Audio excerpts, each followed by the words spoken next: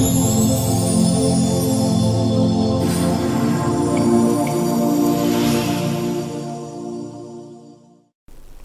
बच्चों, कैसे हैं आप? उम्मीद करती हूँ आप बढ़िया और एकदम मज़े में होंगे।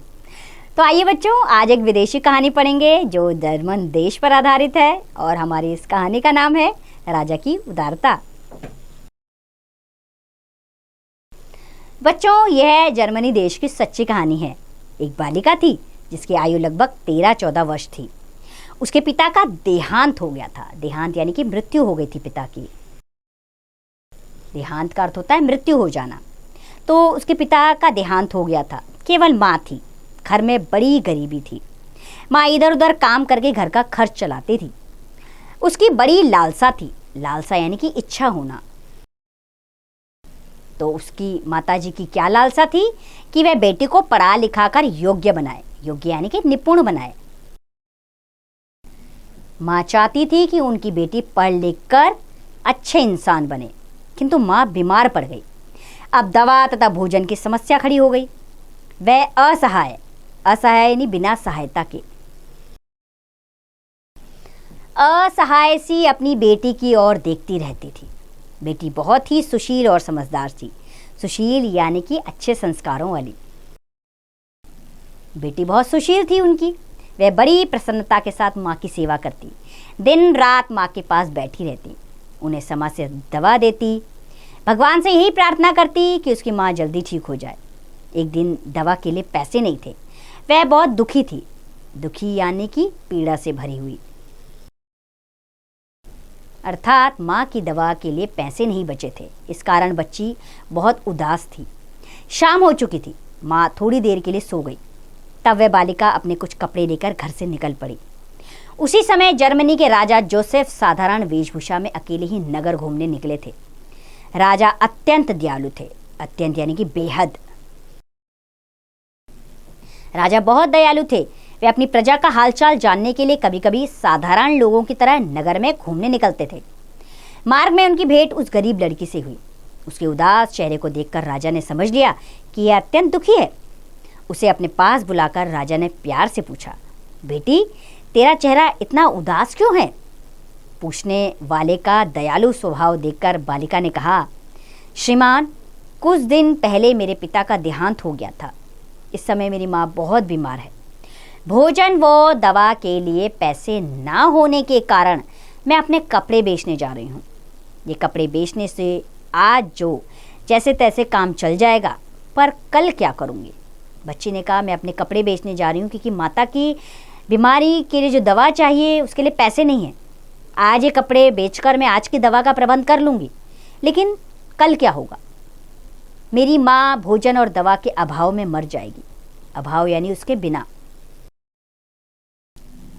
उसने कहा, अगर मेरी माँ को समय पर दवा और भोजन नहीं मिला तो वो भी मर जाएगी। यही सोच कर मैं दुखी हूँ।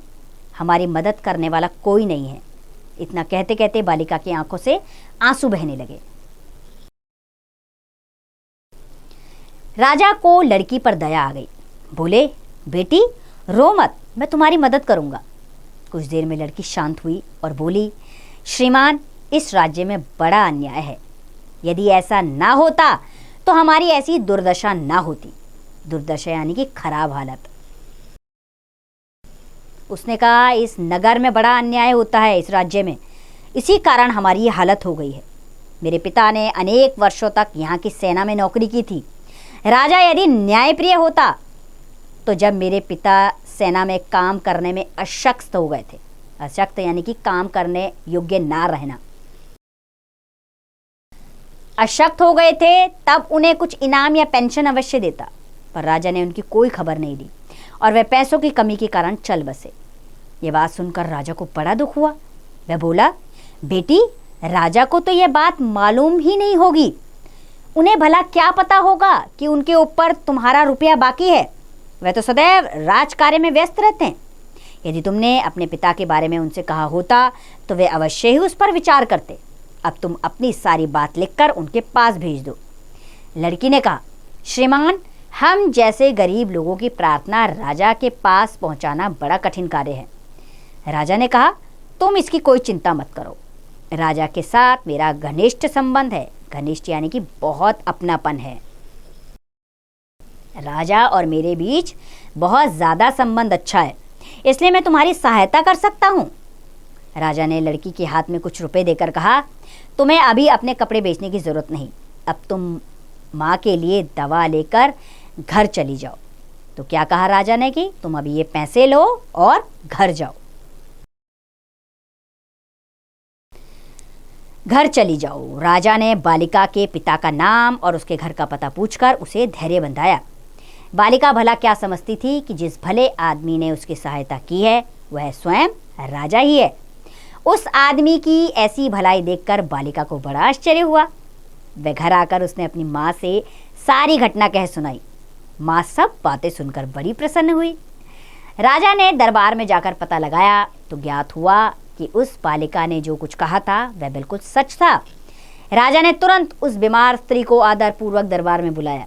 उसके पति को जितना वेतन मिलता था उतनी ही पेंशन प्रति माह यानी कि हर महीने प्रति माह देने की आज्ञा दी। राजा ने उससे नम्रतापूर्वक कहा, समय पर पेंशन ना मिलने से आपको बहुत कष्ट उठाना पड़ा है, इसके लिए मैं आपसे क्षमा मांगता हूँ। ऐसा कहकर राजा ने उसे जाने की अनुमति दे दी। राजा की ऐसी उदारता और विनम्रता यानी कि दया का भाव, विनम्रता देखकर वह महिला आश्चर्यचकित रह गई। तब से राजा ने सप्ताह में एक दिन निश्चित कर दिया कि उस दिन कोई भी व्यक्ति उनसे मिलकर अपनी समस्या बता सकता है। तो ये सच्ची कहानी थी जर्मन देश की, जिसमें एक बच्ची ने अपने मन के भाव अनजाने में किसी अनजान शख्स के सामने रख दिए, लेकिन उसके जीवन में एक अनोखा परिवर्तन आया क्योंकि उसका मन साफ था। तो बच्चों, हमें भी जीवन में सच्चाई के साथ आगे बढ़ना चाहिए। दुख हमेशा जीवन का हिस्सा नहीं रह सकते। हमें अपनी मुश्किलों का सामना करते हुए आगे बढ़ते रहना चाहिए। एक न एक दिन अपने दुखों पर हम विजय अवश्य प्राप्त करेंगे, जैसे इस बच्ची ने की। उम्मीद करती हूँ ये कहानी आपको पसंद आई होगी और प्रेरणा के स्रोत से भरी हुई कहानी आप भी अपने जीवन में ज़रूर उतारिएगा और इससे मिलने वाली शिक्षा को ज़रूर अपनाइए। अब इसका अभ्यास कार्य आप स्वयं कीजिए।